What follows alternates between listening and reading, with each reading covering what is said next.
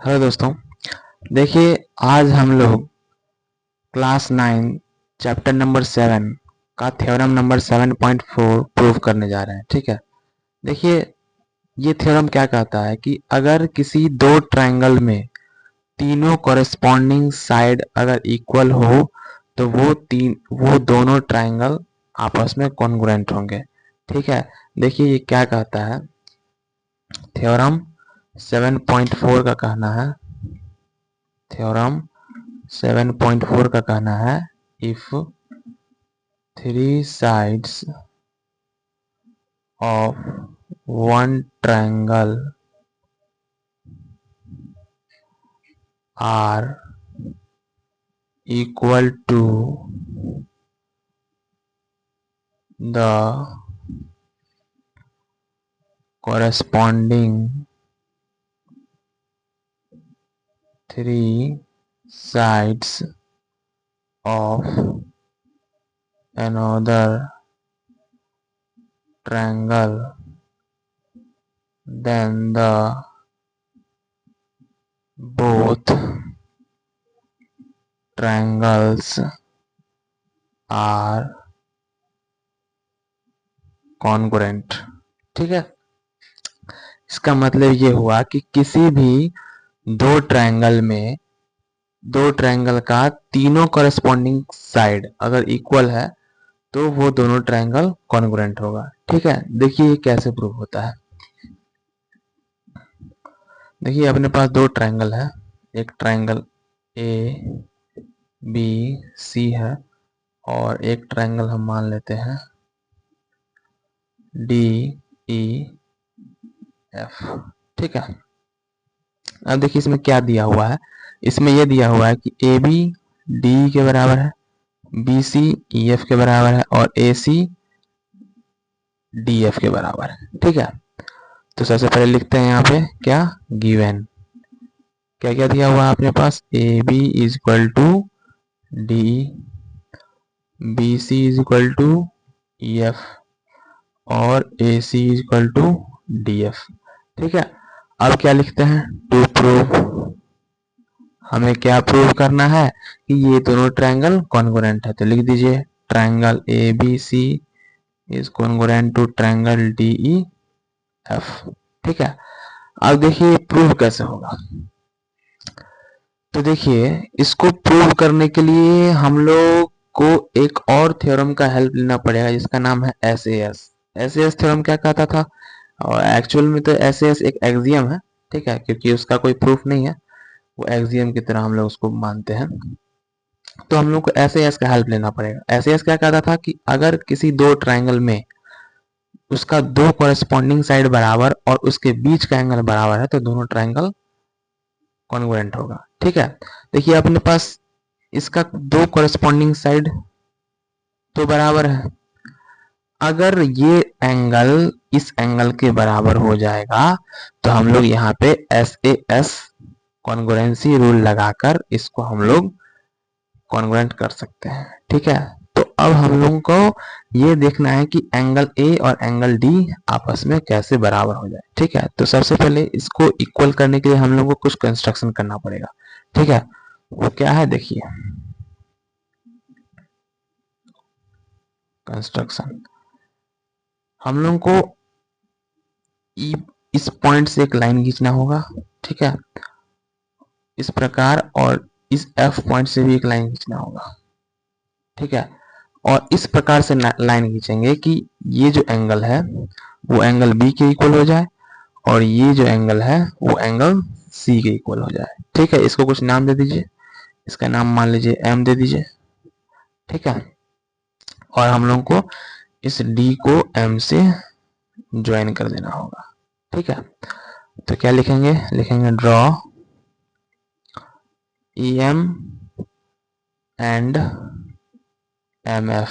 ठीक है, E M और एम एफ बनाएंगे इस प्रकार से, such that angle A B C, ये वाला एंगल इस वाले एंगल के बराबर हो जाए, equal to angle F E M and angle A C B, angle A C B ये वाला एंगल इस एंगल के बराबर हो जाए, एंगल EFM, ठीक है।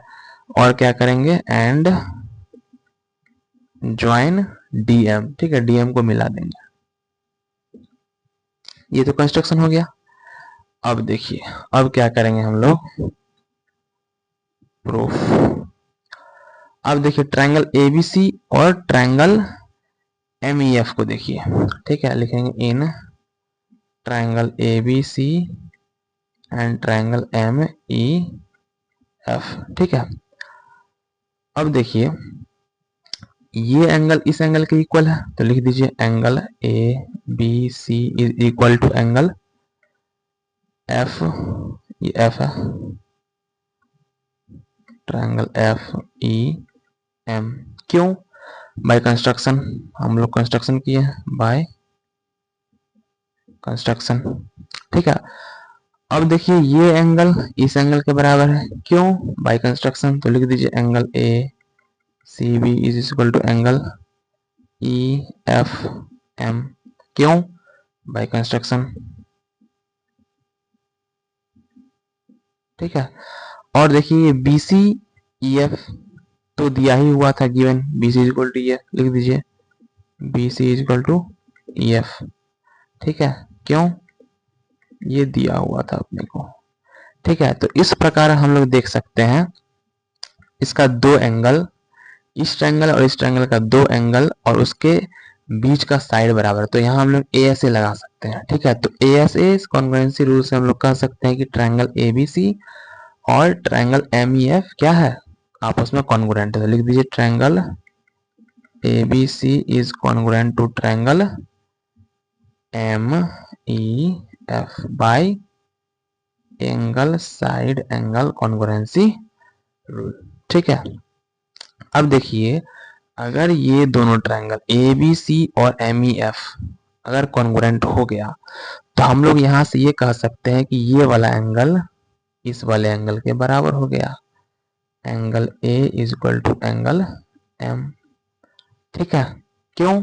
Bye CPCT। अच्छा एक बात और, हम लोग ये भी तो कह सकते हैं ये जो AB है EM के बराबर हो गया बाय CPCT, ठीक है। और ये भी तो कह सकते हैं AC जो है वो MF के बराबर हो गया, ठीक है। तो यहाँ लिख दीजिए AB is equal to EM and AC is equal to FM। क्यों? बाय CPCT, ठीक है। यहां तक में कोई दिक्कत? अब देखिए हम लोग ये प्रूव कर चुके हैं कि AB EM के इक्वल है और AC MF के इक्वल है, बट लेकिन हम लोगों को क्या दिया हुआ है, गिवन क्या था, ये पॉइंट M है, बट ठीक है AB is equal to DE given था और AC is equal to DF given था, ठीक है, ये गिवन था और हम लोग ये प्रूव कर चुके हैं। तो इसलिए हम लोग कह सकते हैं हैंस वी कैन कंसीडर, अब यहाँ देखिए AB EM के इक्वल है और यहाँ AB DE के इक्वल है, तो हम लोग कह सकते हैं DE EM के इक्वल है। तो यहाँ से कह सकते हैं हम लोग DE is equal to EM, ठीक है। अब यहाँ देखिए AC FM के इक्वल है, AC FM के इक्वल है और यहाँ AC DF के इक्वल है, तो हम लोग कह सकते हैं FM जो है वो DF के इक्वल है या फिर DF FM के इक्वल है। अब देखिए ट्रायंगल DEM में, देखिए ट्रायंगल DEM में DE और EM इक्वल है, DE और EM इक्वल है, तो हम लोग ये कह सकते हैं कि ये एंगल और ये एंगल बराबर होगा। हम लोग पीछे वाले थ्योरम में देख चुके हैं कि अगर किसी ट्रायंगल का दो साइड बराबर है तो उसका दो एंगल बराबर होता है। तो हम लोग यहाँ से ये कह सकते हैं क्या कि एंगल,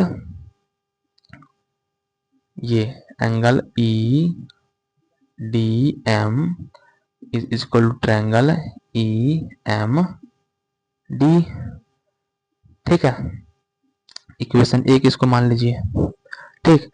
उसी प्रकार ट्रायंगल DFM में देखिए DF is equal to FM है, तो हम लोग ये भी कह सकते हैं कि ये एंगल इस एंगल के बराबर होगा।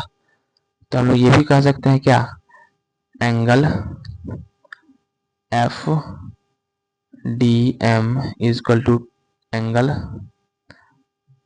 F M D, equation 2। ठीक है, अब देखिए अगर दोनों इक्वेशन को जोड़ेंगे, एडिंग बोथ इक्वेशन, दोनों इक्वेशन को जोड़िए, इक्वेशन 1 एंड 2 के। देखिए LHS में LHS को जोड़ेंगे और RHS में RHS को जोड़ेंगे तो क्या हो जाएगा, EDM। कौन सा ट्रायंगल है, EDM, ये ट्रायंगल है EDM। और FDM कौन सा ट्रायंगल है, ये ट्रायंगल है।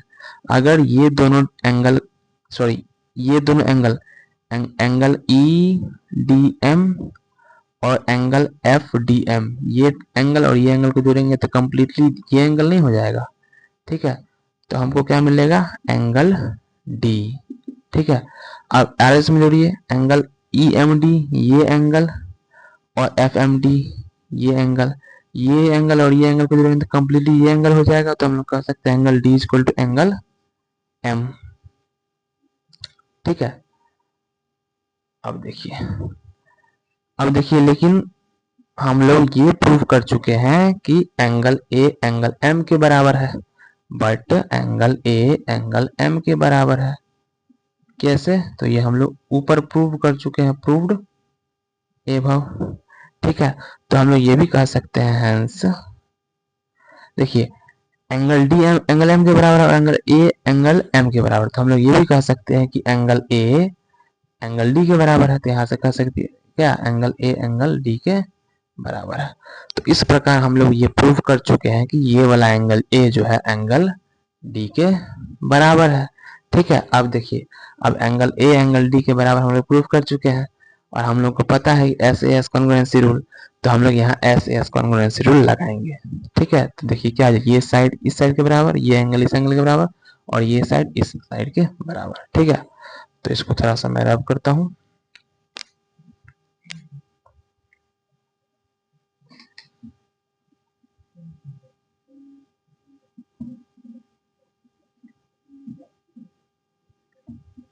ठीक है, अब देखिए एंगल A एंगल D के बराबर आ गया, तो हम लिखेंगे फिर से, in triangle ABC and triangle DEF क्या होगा, AB is equal to DE।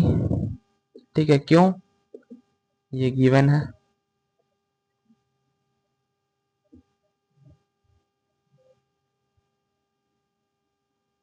ठीक है, और एंगल A एंगल D के बराबर हम लोग अभी प्रूव किए हैं, angle A is equal to angle D, just proved.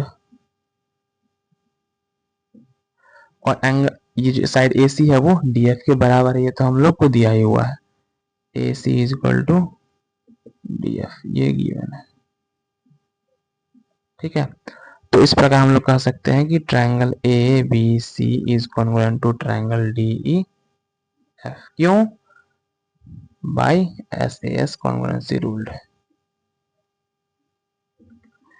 इस प्रकार हम लोग ये थ्योरम प्रूव कर सकते हैं। Okay, thank you.